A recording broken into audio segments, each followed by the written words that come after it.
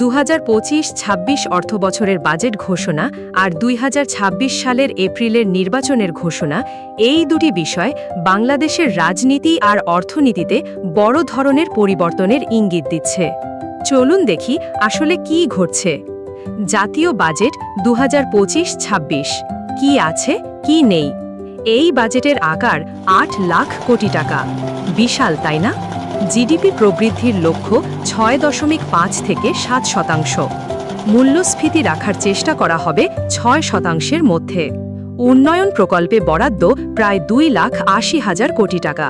কিন্তু শিক্ষা, স্বাস্থ্য আর কৃষির মতো খাতে বরাদ্দ কম হওয়ায় অনেকেই বলছেন এই বাজেট কি আসলেই জনমুখী। সিবিডির মতে বাজেট খাদ্য নিরাপত্তা ও জনস্বাস্থ্যের জন্য হুমকি হতে পারে।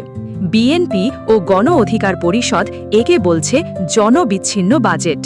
তাদের অভিযোগ ব্যাংক লুটপাট, মেগা প্রকল্প আর দুর্নীতির বোঝা পড়ছে সাধারণ মানুষের ঘাড়ে। অন্যদিকে সরকার বলছে স্মার্ট বাংলাদেশ গড়তে হলে প্রযুক্তি ও অবকাঠামোতে বিনিয়োগ বাড়াতেই হবে। আপনার মতে এই বাজেট কি আপনাকে আশা দেখাচ্ছে? কমেন্টে জানাতে ভুলবেন না। নির্বাচনের ঘোষণা এপ্রিল 2026। 6 জুন জাতির উদ্দেশ্যে ভাষণে ডক্টর মোহাম্মদ ইউনিস জানালেন 2026 সালের এপ্রিলের প্রথমার্ধে হবে জাতীয় নির্বাচন। এই ঘোষণা এসেছে 2024 সালের ছাত্র জনতার আন্দোলনের পর শেখ হাসিনা সরকারের পতনের প্রেক্ষাপটে। ডক্টর ইউনিস বলছেন এটা হবে বাংলাদেশের ইতিহাসে সবচেয়ে নিরপেক্ষ নির্বাচন। তবে বিতর্কও কম নয়। বিএনপি এবং সেনাবাহিনী চেয়েছিল 2025-এর ডিসেম্বরের মধ্যেই ভোট। কিন্তু অন্তর্বর্তী সরকার বলছে বিচার বিভাগ, প্রশাসন আর নির্বাচন কমিশনের সংস্কার ছাড়া ভোট হলে সেটা হবে আবারও প্রশ্নবিদ্ধ। নির্বাচনের মাঠে নতুন খেলোয়াড়। আওয়ামী লীগ নিষিদ্ধ, বিএনপি যাচ্ছে একা, জামায়াত নেই জোটে।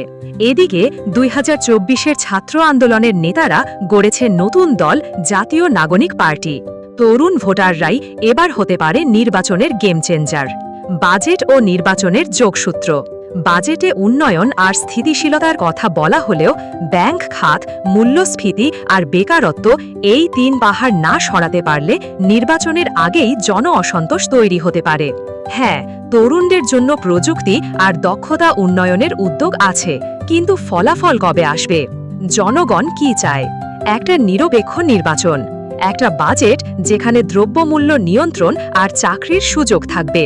তরুণরা চায় তাদের স্বপ্ন, তাদের কণ্ঠ নির্বাচন আর বাজেটে প্রতিফলিত হোক। এই বাজেট আর নির্বাচন একসঙ্গে বাংলাদেশের ভবিষ্যতের দিক নির্ধারণ করবে। অন্তর্বর্তী সরকারের নেতৃত্বে এই চ্যালেঞ্জে বাংলাদেশ কি জিতবে? আপনি কি ভাবেন?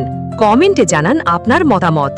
ভিডিওটি ভালো লাগলে লাইক করুন, শেয়ার করুন আর দেশপ্রেমিক চ্যানেলটি সাবস্ক্রাইব করতে ভুলবেন না। ধন্যবাদ।